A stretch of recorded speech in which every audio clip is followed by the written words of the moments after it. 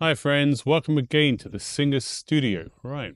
Well, you found the right voice teacher. The next step is learning how to make the most of that relationship. And I'm going to tell you right now, this relationship is not like any other. Voice lessons are deeply personal. You're not in a lecture hall with 50 others. It's just you and your teacher and sometimes a pianist.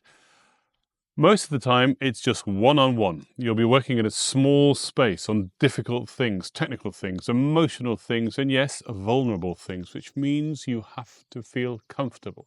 You have to be able to feel safe enough to explore. Because singing, real singing, isn't just about making a nice sound. It's about vocalizing emotion.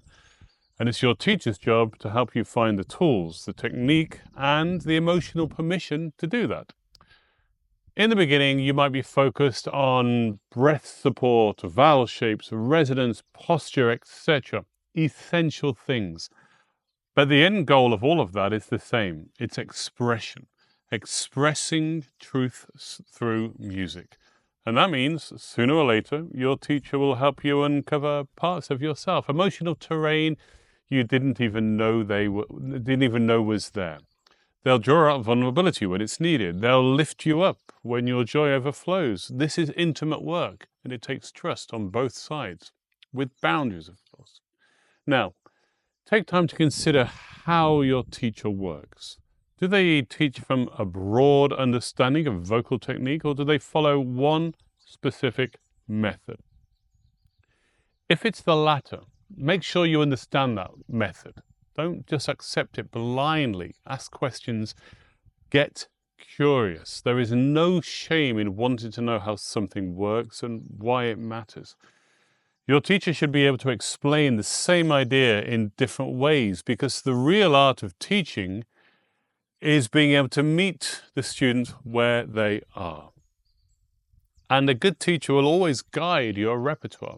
Yeah, but they will also listen to you, your voice, your taste, your instincts. Do they support your musical choices? Are they engaged when you bring something to the studio that you love, or do they just shut you down? Don't be afraid to ask yourself these questions. Now, some practical advice. This is where most singers either thrive or stumble. Practicality. Always record your lessons. If your teacher doesn't allow recording, I'd encourage you to ask why and possibly consider finding another teacher.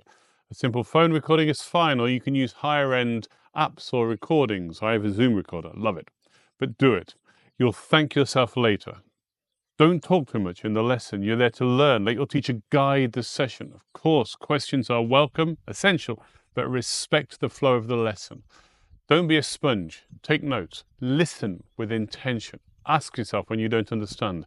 Don't show off. Don't bring in music that's beyond your current level unless your teacher asks for it. Growth takes time, and trust the process. Be respectful. Your teacher may have sung in places you may only dream of performing. They've likely lived the life that you're working towards, and honor that. Now, here's a big one. Be prepared. Every lesson. Turn up to the studio on time. Enter the Zoom waiting room on time. If you need to warm up a little bit, warm up a little bit. If it's a coaching, get your music ready. Let them know what music you're going to sing. Sounds simple, doesn't it? But it matters more than you think. And yes, I know life sometimes happens. Some weeks you'll be tired, unprepared, a little stretched, and that's okay. It's normal, especially for students still learning to balance it all. But if you want your teacher to invest in you, truly invest, you must show commitment in return. Don't just dream about success. Do the work. Put it in. Expect to be successful. And remember, your teacher is a professional. A higher price doesn't always mean a better teacher. Some of the most generous, brilliant teachers I had early on in my career gave their time for free. Many of the best teach because they love it. In fact, I would say we all should teach because we love it. That's the primary motivation for us to teach. Not because it fills our bank account. But having said that, don't haggle. Don't forget to pay. Don't make your teacher feel guilty for charging you for their time. Don't make them remind you to pay you. Pay on time, with grace, pay with gratitude. Now, let me say this. A teacher must bring positivity to the lesson. You should feel good when you've had a good, valuable lesson. Every time, every lesson should be good. There can always be things you're working on, no matter how well you are, as long as you turned up prepared and done all the above. It's not always going to have an amazing breakthrough lesson, but if your teacher is only prepared in teaching the hottest young talent, be careful. That's not real mentorship. I love teaching. Anyone who brings passion and curiosity is welcome into my studio, whether they're a 50-year-old amateur lady or an 18-year-old kid. I love my pupils who are preparing for their careers and are looking to go out into the world, etc. But often I learn the most from the amateur who doesn't bring cynicism and jaded experiences, who brings passion for the arts.